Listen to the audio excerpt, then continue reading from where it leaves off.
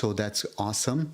And hopefully you guys are all ready to get started and you got a chance to look on the YouTube page for the topics we're going to be going through today. So for those of you guys who are joining for the very first time, this is 30 minutes that we spend together every single Friday. And what I do is it's hybrid, which means I go through not only live, but I also present to you the latest research I come across during the week for you guys.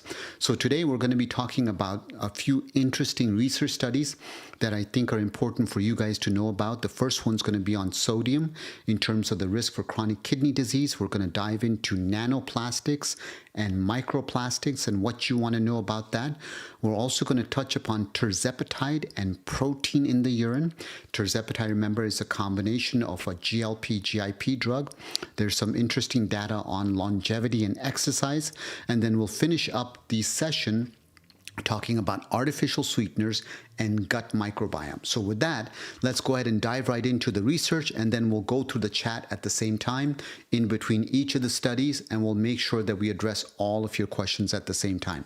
So the first topic is salt or sodium. So remember, the things you want to understand about salt, and the reason it's such a big deal, is the majority of salt you end up consuming is not coming from added salt from the salt shaker. It's coming from the foods that you're already consuming. It's in the form of processed foods, it's in the form of packaging that's already added. The problem with sodium and salt is that what ends up happening is higher amounts of salt or higher amounts of sodium chloride cause inflammation in the body. They lead to oxidative stress, which causes vascular injury. So in other words, those blood vessels inside your body, the insides of those blood vessels, they become inflamed. There's an immune reaction that occurs where the immune system ends up kind of going out of order. And so all of these inflammatory markers occur. Then on the other side, the other stuff that ends up happening is that there's blood vessel stiffening. There's high blood pressure that occurs. And finally, of course, the filtration that goes through your kidneys, or what we call glomerular filtration rate, that starts to get affected as well. And what's the bottom line that ends up happening from all of this process? Twofold. First, the increased pressure, the increased glomerular filtration fraction, that's a scientific term, but essentially salt is causing more pressure into the kidneys. What it does is it leads to protein spilling. So higher salt, higher protein spilling in the urine. That leads to the progression of chronic kidney disease and causes chronic kidney disease to get worse. The other part is all of the inflammation, the oxidative stress, the damage, the immune system that's going out of whack. All those things directly lead to the scarring inside the kidneys or chronic kidney disease. So that's the mechanism of sodium that you want to understand. This is why when we talk about sodium, the recommendation is to consume less than 2.3 grams per day of sodium. We recommend closer to less than 2 grams of sodium. And if you think, oh my God, that's not too much, it is. And trust me, most of us get about 5 grams of sodium a day. So going down to 2 grams is a big drop, but it is very important to be able to do so. And when we start to talk about salt and chronic kidney disease, there's a study, it's from the JAMA Network Open Study. It's got 465,000 participants. This is coming from the UK Biobank data. Average age was about 56.2, and they looked at these folks over 11.8 years. And so what they found was that, and what you have to know about this study was folks were self-reporting what they were doing in terms of adding salt. So they were saying things like they sometimes added salt, they usually added salt, or they always added salt. And what they found was that those folks who said they sometimes added salt, they had about a 4% higher risk of developing chronic kidney disease. Those who usually added salt had a 7% higher risk. So bottom line when it comes to chronic kidney disease and sodium is the higher intakes of salt, the higher the risk of developing chronic kidney disease, the more likely you are to spill protein in the urine, and the direct injury you're going to do to your kidney and all of your blood vessels. So there you have the update on sodium and CKD. Let's look at the chat. D. Dutton said, woman taking loop diuretics seems to have 1/2 the incidence of Alzheimer's. Kidneys clear beta amyloid from lymph fluid and blood. Do loop diuretics increase the outflow of amyloid beta to urine? So let me do this. Let me look at the literature because I want to have the research backing to be able to answer, because off the top of my head, I don't want to give you an answer without having the appropriate research studies to back it up. So I'll look that up for you guys. I'll bring it over and I'll definitely answer that question for you. So let me take a rain check and I'll get back with the studies to answer that because I want to have an accurate answer. Din said, I've been diagnosed with IgA nephropathy. My blood pressure is around 140/89. Once again, that's not optimal. You want to be in the low 130s, right? You want to be in the lower 80s, preferably less than 80 if you can. I take telmisartan 80 milligrams, but the potassium levels are around 5.5 to 6.2. So remember, anytime your potassium is higher than 5.5, there's a risk of arrhythmias occurring. So that means that that potassium is definitely too high. So Din's question is, should I stop my ARB? The answer is absolutely not. We have medicines available that can lower your potassium. We have binders that can take the potassium out through the colon. We have stuff that can go ahead and be diuretics that can do the same thing. So you can either lose it through stool or you can go ahead and lose it through the urine. Either way, it's important to talk to your nephrologist so that we can make sure we correct the potassium and not leave it that high. And good evening to both of you guys as far as that goes. Van, hello there. Marie, hello. Teresa, hello there as well. All right, so let's go on to the next study. Now, the next study, guys, is really important for all of you to understand. And this is about nanoplastic bits in plastic containers, specifically talking about bottled water, but this is going to apply to all plastic containers. The reason this is so important is because this study actually shows results that are so much worse than everything that we previously thought about.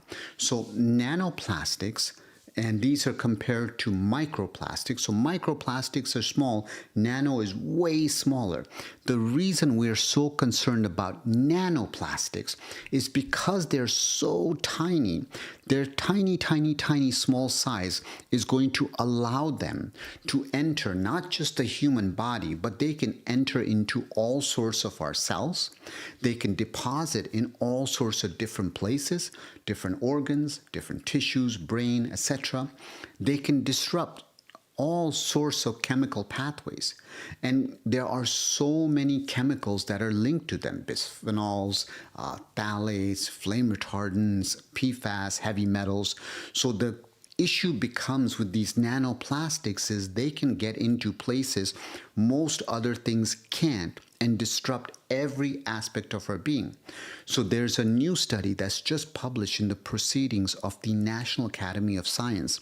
And what they showed is that bottled water, you know those bottles water, the plastic containers, I'm guilty, we buy them as well. Yes, we recycle, but we buy them.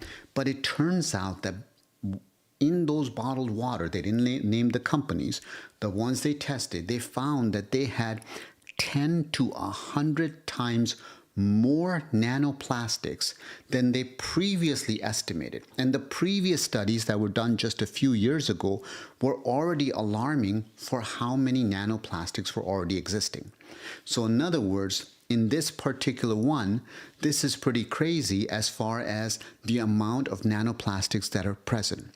And so in the 2018 study that they talk about, each liter of water had about 300 particles. That's in the 2018 study. The current study, the one that's just published in this particular one, what they're showing is that each liter of water had about 240,000 plastic particles. from 7 types of plastics. And out of those, 90% were identified as nanoplastics, and the rest were microplastics. So why is this so critical? That those 240,000 plastic particles, 90% are so tiny they're going to go everywhere into tissues. And they're going to disrupt so many hormones in our body. So the take home is very, very important that if you can, avoid plastic bottles and plastic containers. Even if they say that they don't have BPA or anything like that, you still want to avoid them. Now, what we know is that in studies of pregnant mice, what the research have found is that these plastic chemicals, they can be found in brain, in heart, in liver, in kidney, in lungs. And what's crazy is they can be found in all these organs of the developing baby 24 hours after the pregnant mother either ingests or breathes in these plastic particles. In other words, not only in the mom, but in the baby, it only took 24 hours to cross over and end up in the baby. And then when they look at human placenta, they also find that micro and nanoplastics are found in human placenta, they're found in lung tissues, they're found in blood, and they're found in feces. So the idea here is all of those things are going to have a significant impact. Now, my wife and I, we already talked about it. We've already switched to looking at tap water. We use filters at home in terms of just cleaning the water. And that's what we've always been doing for a long, long time, but now more so than ever. And our commitment is not to use any plastic bottles in the home, especially with our kids.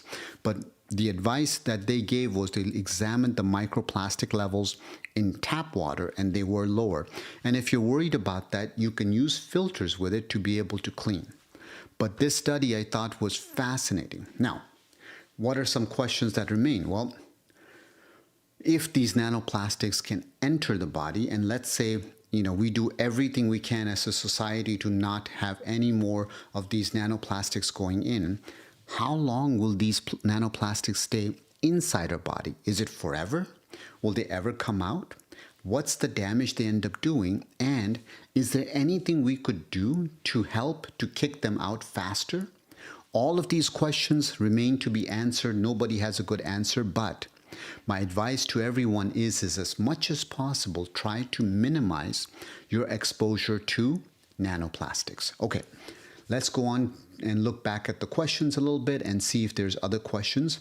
What are the new drugs for IgA nephropathy that are non-immunosuppressant? Okay, so let's do this. I'm going to make a note of this because it looks like tonight IgA is a good topic to talk about. And as far as IgA goes, I will go ahead and make this a point for next week's live session that we do, that IgA will be a topic of discussion for you guys, so that this way I can cover the diagnosis, the treatment, all of the good stuff about it. So no worries as far as that goes. We will cover the IgA treatments, the latest and greatest, and this way I can give you guys all the basics and backgrounds on it. So don't worry, I will not forget, and I'll make sure that I cover IgA for you guys. Next question is, when serum calcium and phosphorus are in the lower half of the reference range, what are the active 1,25-hydroxy-D that you usually aim for? Well, so this is an interesting question, right? Because, what we're trying to do is we're trying to get the actual inactive form of D to be okay. Because once we have your inactive form of D okay, then we're solid. As far as that goes, the big thing is get your vitamin D level. Now, the optimal level of D, nobody really fully understands. I can tell you if it's less than 20, that's really bad. But what's optimal? Nobody knows. Somewhere between 30 to 60 is a good spot. Some people feel that around 40 to 60 is the ideal number for 25-hydroxy vitamin D. And that's an important range to aim for. And remember, when you are talking about the inactive or over-the-counter 25-hydroxy vitamin D, if you're going to take that, it's a good idea to be able to take vitamin K2, unless you're on blood thinners. If you're on blood thinners, unfortunately, the answer is no, you really shouldn't until we have enough data or we know that it's not going to interfere. Even though it's K1 that's going to interfere with the clotting mechanism, we just can't advise for it or against it. And Teresa asked the question, in plastic, is that plastic bowls and cups as well? Yes, Teresa. This is what's so crazy about this study. And remember, previous studies, the number was so different, right? When you looked at previous studies, it was like 300 particles they saw per liter of water. Now they're seeing 240,000. So anywhere between 10 to 100 times as much. And these nanoparticles are leaching from containers. It just so happens this is looking at water bottles. But keep in mind, they're leaching in all types of plastic containers. So I know it's impossible to say, get rid of plastic. I get it. But if you can, try to aim for less plastic as much as possible in your life and definitely in your children's life. Because for children especially, because they're so young. All right, let's talk about GLP-1s and GIP, specifically Tirzepatide. Tirzepatide goes by the name of Mounjaro or Zepbound. It's used in weight loss. The weight loss is around 22% based on the studies that are out there. It's actually a pretty interesting drug. There's still side effects. If you remember last week, we talked a lot about the side effects that were there. So keep in mind, it's not like it's side effect free. We are worried about the side effects. But the reason it's important is because Tirzepatide is also linked in kidney health. So it's great for weight loss and kidney health. Ridiculously expensive. Price will come down in the future. You don't necessarily need to take it, but you want to know it's another tool. So with Tirzepatide, they looked at essentially a meta-analysis of 8 randomized control studies, so a total of 6,226 participants. And what they found was that adding on Tirzepatide significantly increased the reduction in the albumin to creatinine ratio. So in other words, the amount of protein that they were spilling was dropped. If they took the lowest dose, which is 5 milligrams, they found that there was a 23% reduction in the urine albumin to creatinine ratio, so how much albumin or protein they're spilling. With 10 milligrams, that number was about 27.8%. And with 15 milligrams, there was a 31.8% reduction in the urine to albumin creatinine ratio. So what's the take home? If you're on a GLP-1, and by the way, what's really interesting is when they compared Tirzepatide to the other GLP-1s, they didn't notice a difference. So what they found was that if you take a GLP-1 and you have protein in the urine, you can get a significant drop in your protein in the urine with a GLP-1. And if you have some extra weight, your weight would go down. If you're diabetic, your sugars would go down, your weight would go down, your protein would go down. So in other words, these GLP-1 drugs in patients who are diabetics with kidney disease can be very valuable as long as you understand the risks and the benefits, and you do it with some physician or healthcare provider that's experienced. The experience part really matters.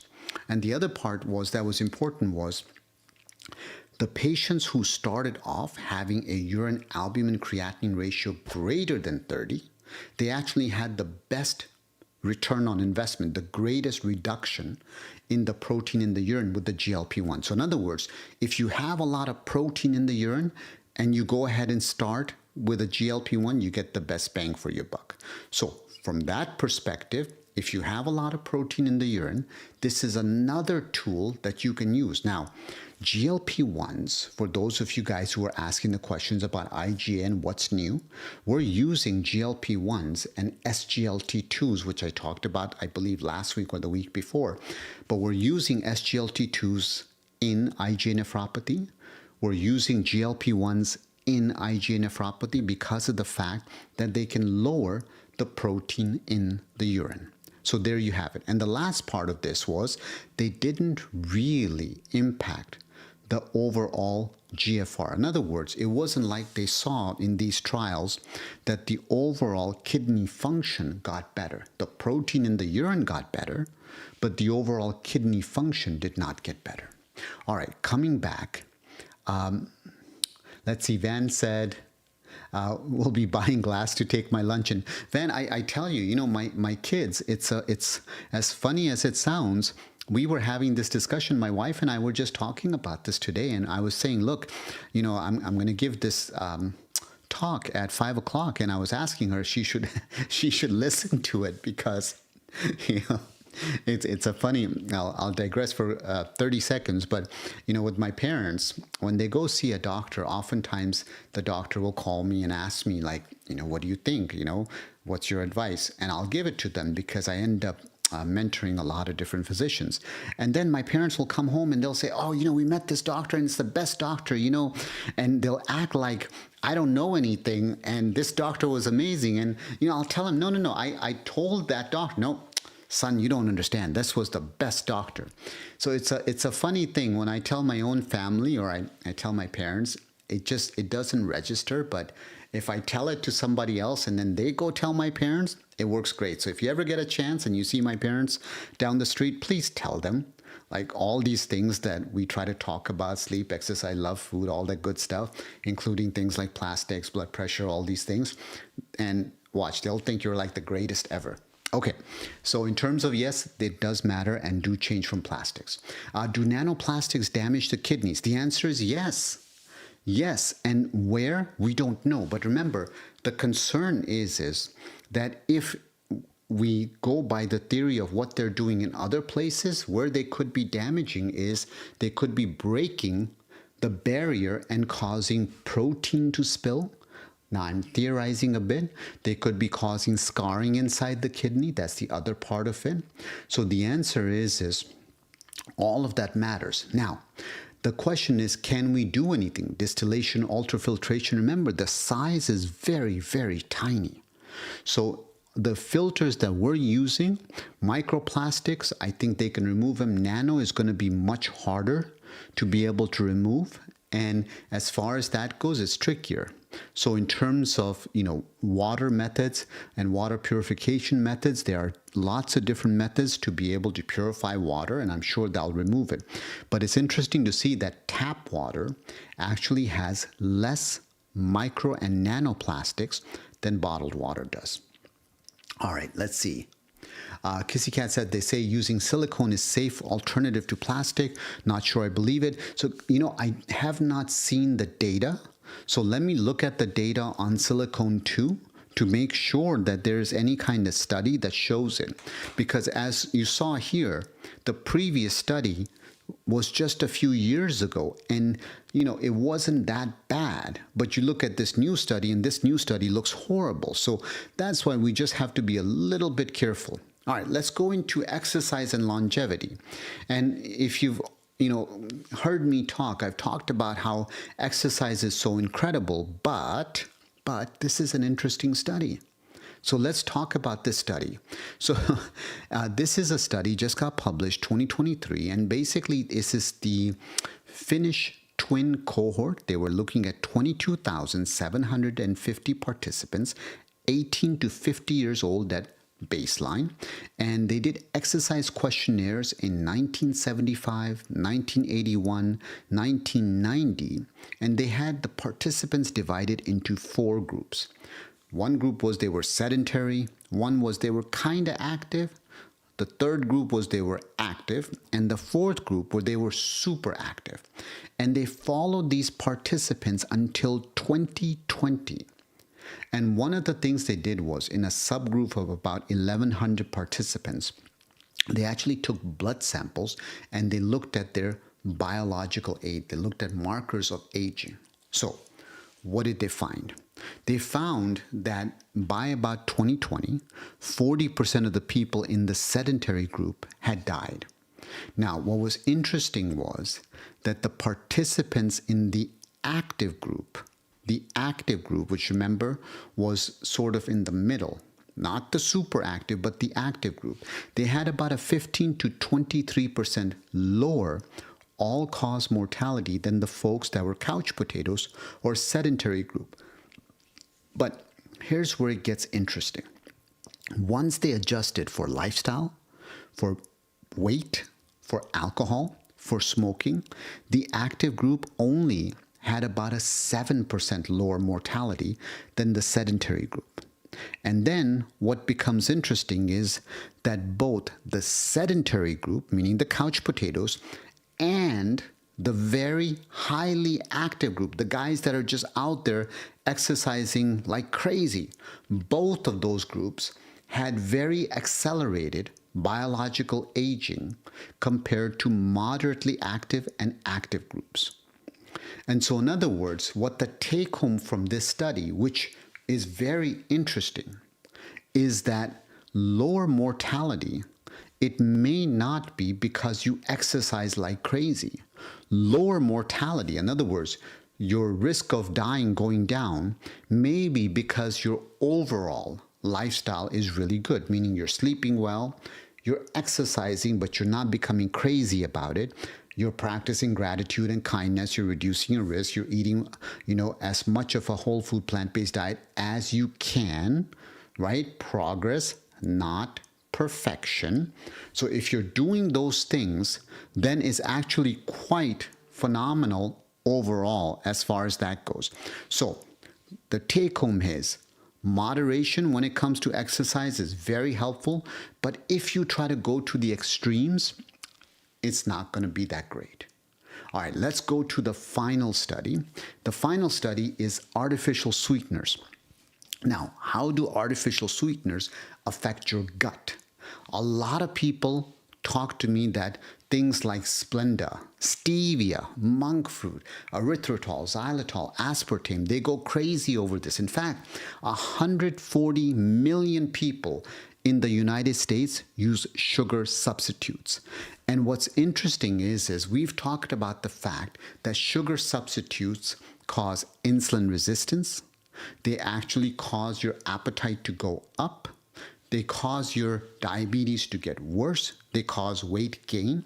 And in this particular study, what they showed was that they cause significant changes in both your stool and your small intestine, specifically your duodenal microbiome diversity. So what they did was they analyzed people consuming non-aspartame, meaning the other artificial and natural sweeteners, and aspartame. So there were 35 people consuming what they call non-aspartame sweeteners, and then 9 people consuming aspartame only, and they had 55 controls. And what they found was that duodenal diversity was lower in the non-aspartame versus controls. They also found that certain gut microbiome bacteria like E. coli, Klebsiella, Salmonella was actually lower in the gut in the folks that were consuming aspartame or any of these sweeteners versus controls. And they also found that interleukins that tend to be protective were decreased in people consuming aspartame. And so the bottom line and the take-home message that you guys want to walk away from this artificial sweetener study is the idea that the more that people think they can get away with 0 calories or reduced calorie sweeteners and be okay, it's actually changing the way your gut bacteria is. And it's leading to all sorts of bacteria formation inside your small bowel, inside your duodenum, your jejunum, your ileum, where what's going to end up happening is you're going to end up in a situation where the bacterial species that you form are going to release more toxins, more inflammatory cytokines that you want. So those were the studies that I wanted to share with you guys on this Friday evening. As always, I want to thank you guys for joining me on this Friday evening. I know you guys have much better things to do than to join us. And I realize little by little, this community of ours is growing. We're going to continue every Friday, 30 minutes, hit some studies, answer some questions for you guys. I know, let's see, Hiking had asked the question, I'm a former diabetic with CKD, struggling to stay on a whole food plant-based diet. I get too hungry, but if I eat grains, beans, oatmeal, etc., my blood sugar is just too high, not sure how to deal with this. So remember, guys, progress over perfection. You don't have to be perfect on a whole food plant-based diet. Nobody is here to judge. What makes our community so amazing is that you'll find everybody in this community is accepting of you, cares about you, and wants to help you succeed. So if you can't be 100%, that's okay. Number two is when you're starting this stuff, you may find that in the beginning, certain foods trigger your sugars more than others. That's okay. Work on it. Figure out which foods trigger it. Lower the portions. Try to go for a little bit of a walk 30 minutes after you eat. See how that affects your sugars. Try some fasting if you're able to. Time your exercises if you're able to. And as always, the most important thing you can do is just be kind. Remember, if there's one research study that you want to take from me that's invented by me without any controls, is gratitude is the greatest gift that you can ever do. And if you want to live longer, do something kind. So my gift to you is my ability to be able to share just this time with you guys. So thank you so much for joining me today. Have a lovely weekend, and I will see you guys next Friday. With that, bye-bye, guys. Thank you again.